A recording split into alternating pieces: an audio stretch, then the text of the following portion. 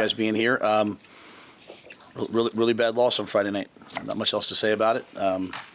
7-6 at the half and got outplayed in the second half. So that starts with me. We preach ownership, and I did not have the team prepared to be the more physical team. Credit to Minnesota. They were the more physical team, and they made the plays you have to make to win the game, and I have a lot of respect for that. So fortunately for us, we have another opportunity this week versus a really hot Northwestern team that plays very much the same way. Excellent defense. Can really run the football, dynamic wideout.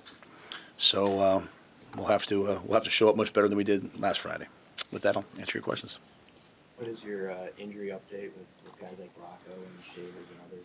Yeah, Rocco had surgery on Sunday, and if he, just come down to pain tolerance, he's cleared to play this week. So we'll see if he's able.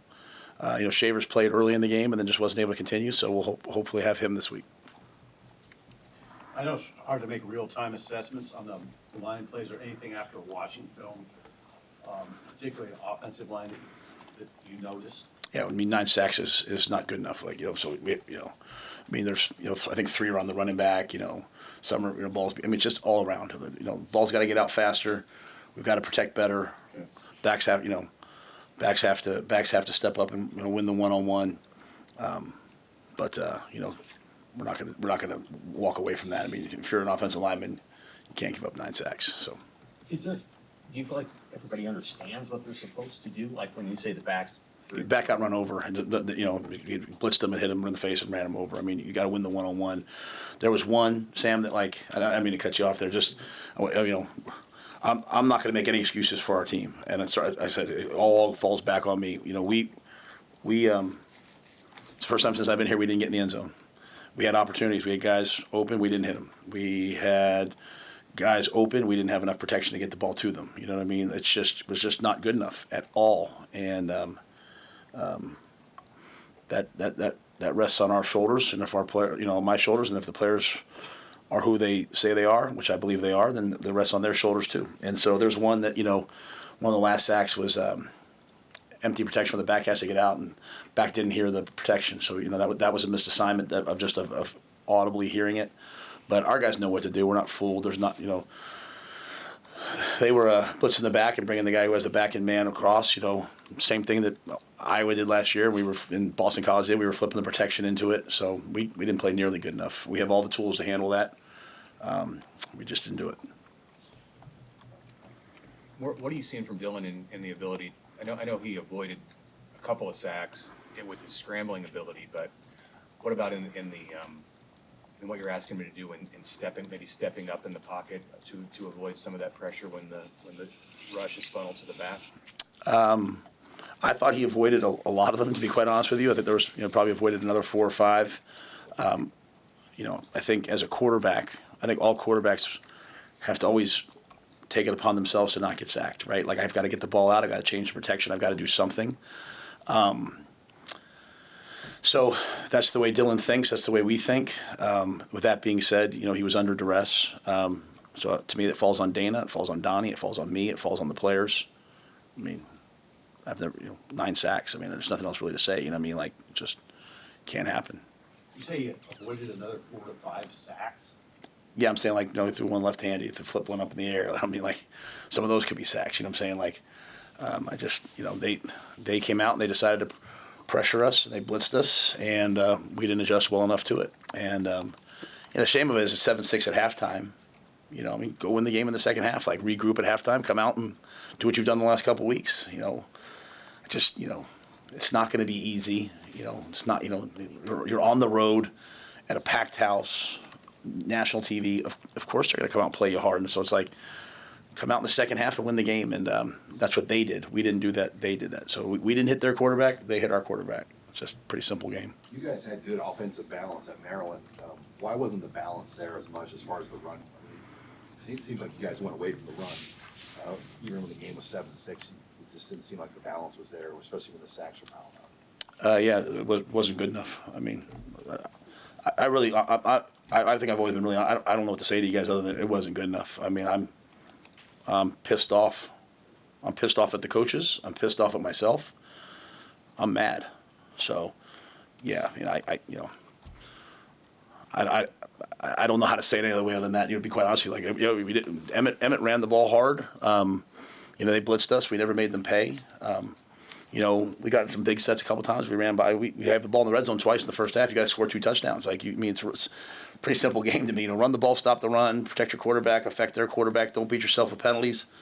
We get down the red zone, we dive on a guy's head. We get a targeting call. We have up to 4th and 3. We get a defensive holding. You can't beat yourself with penalties. We haven't taken the ball away on defense in 2 weeks.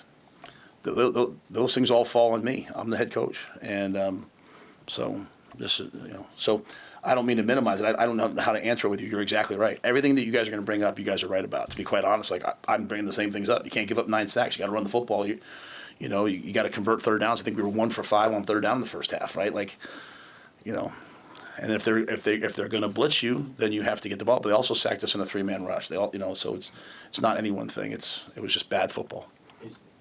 Just to minimize some of the things that happened with your secondary mostly. Yeah, we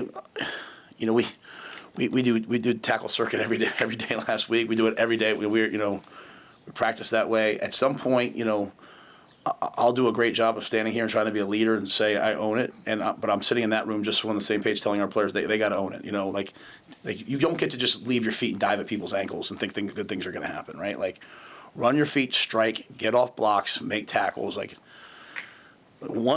We get beat on outside zone into the boundary, 4-by-1 outside zone, and they hit a 71-yard touchdown on 4-by-1 outside zone. At some point, so I will take ownership of it, but I'm looking for some players who want to take ownership of it, because at the end of the day, that wasn't good enough, and that's everybody. So yes, it surely rests on me, but we're doing the drills, we're doing the tackling drills, we're doing all those things. You got to bring it to the game, and I'm just constantly trying to teach our players nothing's happening to you. You're not getting sacked. You're giving up sacks. You're not missing tackles. We're not making the tackle. So we have good players. They've shown that they can do it. Go do it. And that's the growth in this team that has to happen this week. There comes some times in life. There's moments where you have to stand up. And so this is that week. Did you approach the last 2 days and today as you would normally? I just know, a couple years ago after the Michigan game, practice was different the next day. Anything along those lines about your schedule for the last 48 hours? No, I didn't think we quit. I didn't think we, like the Michigan game 2 years ago I felt like we quit. I felt like we didn't try. I felt like, I didn't feel like we didn't quit. We didn't play good enough football, and Minnesota did, and so, the same thing we always do. I just showed them the tape, showed them what we did well, what we didn't do well, the opportunities we had. There's guys in the end zone wide open, but we're getting sacked. It's like, hey, and then I'm showing us rushing them and their line straining to knock it off. But it's not. What you have to be careful with a team is it's not any one thing, right? The only area that produced in that game at a level that's, we didn't cover them in man. We didn't tackle in the secondary. We didn't hit the quarterback. We didn't stop the run. We didn't run the football nearly well enough.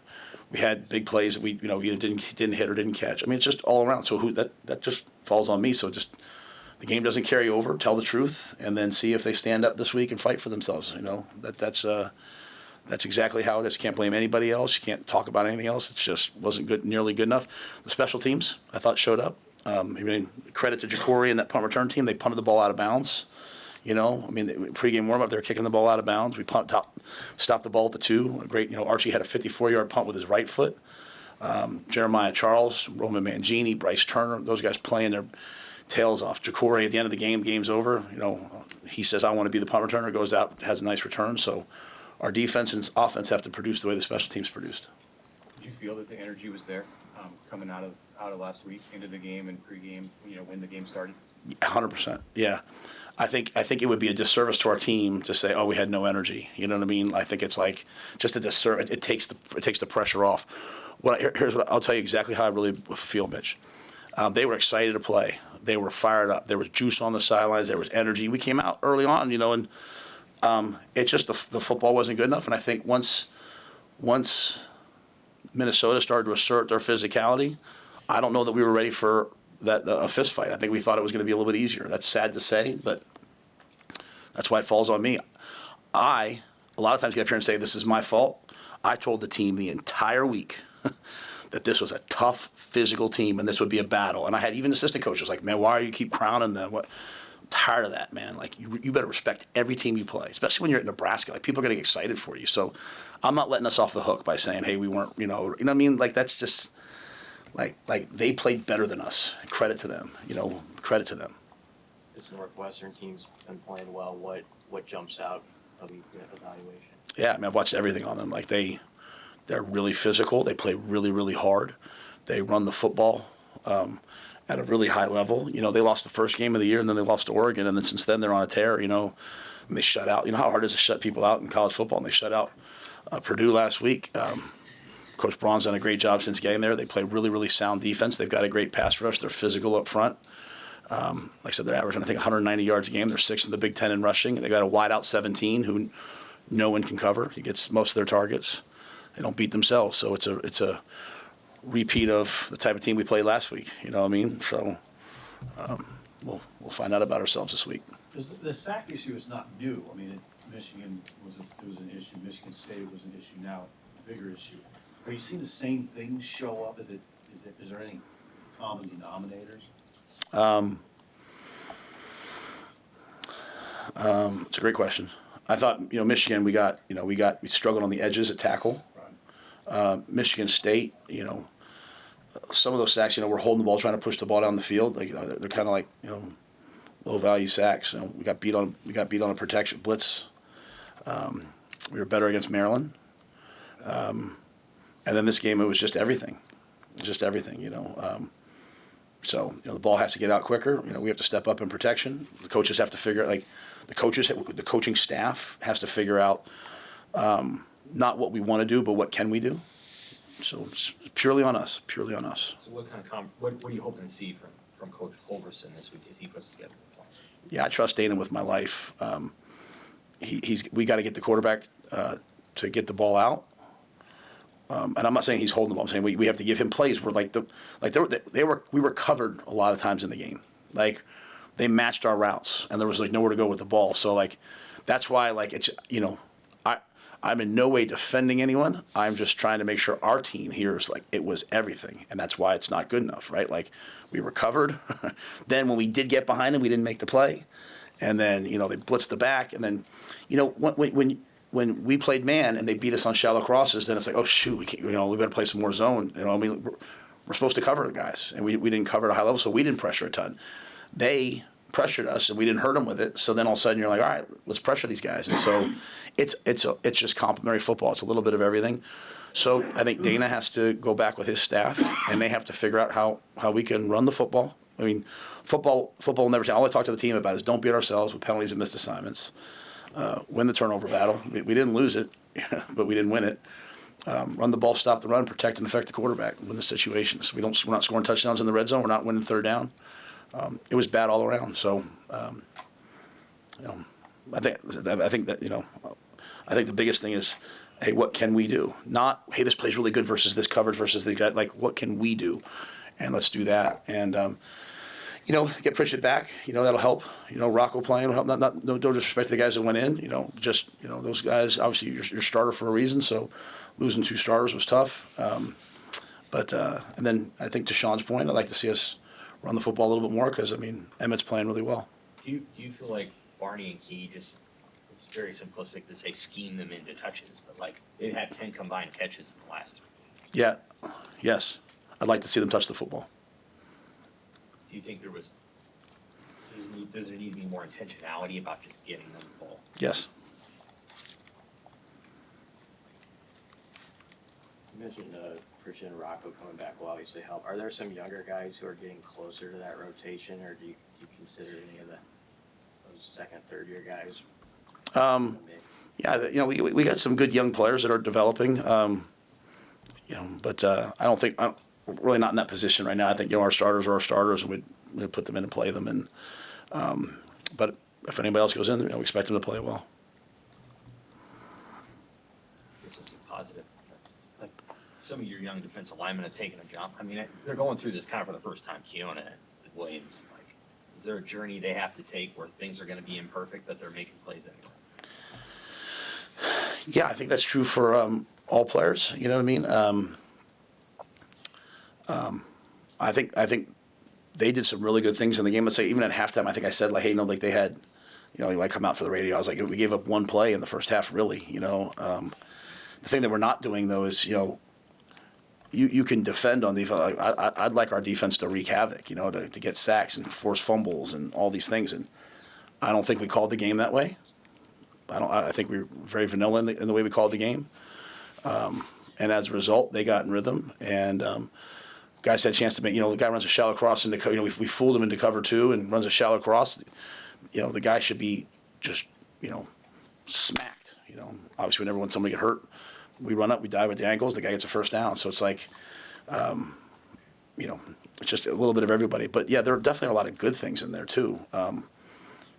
Just the 98-yard drive, obviously, that can't, those things can't happen, right? You can't pin them down at the 2 and then allow that. So, but there's guys getting better, and I hope you can see from my tone. It's like that's what it was. It was just really, really bad, especially in the second half. But it doesn't carry over to this week unless we let it. And so, our team, all those guys you're talking about, they have every opportunity to come back this week. So to kind of go to Mitch's point, I'm not mad at the guys. I'm mad at myself and the coaches. You know what I mean? I blame us. So. And when I say I told them, it doesn't matter. It doesn't matter what you tell them if they don't listen, right? I couldn't convince the coaching staff what that game was going to be like. I knew what PJ Fleck and Minnesota would be like on a Friday night, and I couldn't convince the team. So now they know. But that's not me saying I told them they didn't do it. It's me saying I didn't get it done. I'm saying like that's my job. Like that's my job's to get the team ready to play, and they were not ready for that battle, especially in the second half. Can you speak to what kind of characteristics in the team you saw last year when they went to Ohio State in a somewhat similar kind of mindset maybe after that game, and if that exists, if that kind of stuff exists here with this group? Or is it a different scenario? Yeah, well, I mean, good teams don't lose 2 in a row. Good teams, when they lose, they get mad and they fight back. And what you're seeing in college football right now is teams losing 4 in a row. Because when they lose, like, oh, well, the season's over. It's just kind of the new world we're in. I better get ready for next year in the port. And we don't have those kind of guys. And so, last year our guys after Indiana, they were embarrassed. They were pissed off. And more importantly, they reduced the Ohio State game down to like me versus him, right? And that's coming out of Michigan. We went Michigan State. It was like the guys had that mentality. In Maryland, they had that mentality. And, unfortunately, the creeping in of, that's why I don't like just saying like just the sacks. Like that, the game wasn't lost just because of the sacks. It was a 98-yard drive. It was just everything. So it's like everyone now, in my opinion, has to do what we did last year and reduce it down to like I've got to show up and play. And so we're coming home. We're playing at home versus a good team. I sure hope we show up like we showed up at Ohio State, but just make more plays than we did against them. Just from what you've seen so far in demeanor and body language, how are they bouncing back so far? Great, but we'll have to find out tomorrow at practice. Sunday, we practiced last night and normal practice, and they flew around. I mean, there's still, 2 things can be true. You can play a really, really bad game and be really mad about it and still know that you're a good team. But Phil Jackson used to say something to the effect of like, successful teams are only successful when they're doing successful things. We got to play way better. And so, but I think they know that, so they'll hopefully we'll reduce the game down to what the game really is. It's blocking and tackling and playing really hard and making your plays when you have a chance. Back to the coaching staff comment for a minute. It must be a little galling that your coaches were not able to carry your vibe to the players. Yeah, I want to make sure I say it the right way. Because I don't want to. Because I know sometimes when I say things, I mean them one way and it comes off maybe the other way. So I think the way it works is the head coach of any team says, "Hey, this is the vision for this game," and then people carry it out. And when it doesn't get carried out, my job A is to get on the coaches, but then B, take ownership of it. Like we completely failed, and again, we failed 7-6 at halftime, and everyone's walking in the locker room disappointed. I'm so tired of that. It's like stop, with just the entitlement of that. It just drives me nuts. Like every team is going to be ready to play us. You know, like they were chanting overrated at the end of the game. Why? Because you've earned yourself into being 5-1 and being in the top 25. They wanted to play you. So like, I'm just tired of that entitlement of like, oh, this will be easy. Oh, this will be easy. Oh, these guys don't, you know. Who are we? You know what I'm saying? We're just and so we're way better when we're like chip on our shoulder, gritty, tough. So, you know, so I don't want to make it sound like I'm not blame. I don't want to come in here and blame people. I want my team to know that like we all have to be better this week. It wasn't nearly good enough. And I mean, Dana worked his ass off last week. Butler worked his tail off last week. It's just, you know, so every position has to get their guys ready to play. And if your team position's not tackling, you're not doing a good enough job. If your position's not blocking, you're not doing a good enough job. And so, you know, the season has ebbs and flows. And when you come out of a game, you say, I didn't do a good enough job, then you have to lock in and say, why didn't I do a good enough job? And not be emotional. You don't change everything. You just have to do better the next week. And so, you know, I told Addy, get your secondary to tackle and cover. You know, I mean, I told Rob, get your linebackers to run through. Let's knock the ball out. I told Terry, let's stop turning sideways. Let's knock the line of scrimmage back. That doesn't mean that they're not working those things all the time, but it's just the ownership of a coaching staff. Like, this is us. What we put on tape is us. And what's happened in coaching over the years is like, now, especially now with the portal, everybody just blames, oh, players aren't good. This guy's not good enough. We're good enough to win. Okay, we're good enough to win. So get your guys ready to play this week. Donnie, get the O-line straining and blocking. I'd rather dive than let my quarterback get hit, you know, and then stop diving. You know, how many 15-yard penalties we have as an offensive line this year? It's absolutely ridiculous. Like, just block between the whistles. And so these are my messages, but they all fall on my watch. And so I'm being uniquely candid with you guys today because you guys deserve that. Our fans deserve that. They watch that on Friday night. It's ridiculous. In your experience of being around great teams, whether it's teams that you've coached or that you've played against, how have you seen them navigate that fine line between having a right to be entitled because they are great, and then also maintaining that chip on their shoulder? Such a really great question. So Mitch, like I worked for Tom Coughlin, and he would always say, you know, humble enough to prepare, confident enough to perform. And, you know, then you listen to Coach Saban. He always talks about like, you know, something like workhorses or show ponies, right? Like you have to work and work and work and work as if you have no chance to win the game, and then you have to play as if you have no chance to lose the game. But you can't, so we worked, but you can't expect it to be easy. You just have to believe that, hey, if I play as hard as I can for 60 minutes, then good things will happen. Part of that, though, in my opinion, is when you get punched in the face, you either cower back or you come out swinging. And I'm not saying we cowered back, but like we certainly didn't swing. And you know, you start seeing lots of guys walk off the field like something's happening to them. No, it's not happening to you. You're not playing good enough, and so go play better. I'm not coaching good enough. So, you know, I didn't throw a fit. I didn't yell at them after the game. I didn't do all that because I own the fact that I didn't coach good enough. But you know what? I'm going to coach good enough. I'm making it very clear, I think, right now to our team and to our coaches what's expected this coming Saturday. And if Northwestern is just way better than us, then so be it, right? So be it. But if fans spend their money this week to show up and watch a team diving on the ground to make tackles and guys getting pushed back into the quarterback and just like, then I'd boo us. So we better show up. Help me say that. We will show up. Okay, how about that? We will show up. I showed our team the last play of the game. Roman Mangini, walk on punt return. He blocks for like 9 seconds, running all over the field to block people. I'm like, I went that for 60 minutes. Anything else? Thank you. Look forward to seeing you guys next Monday.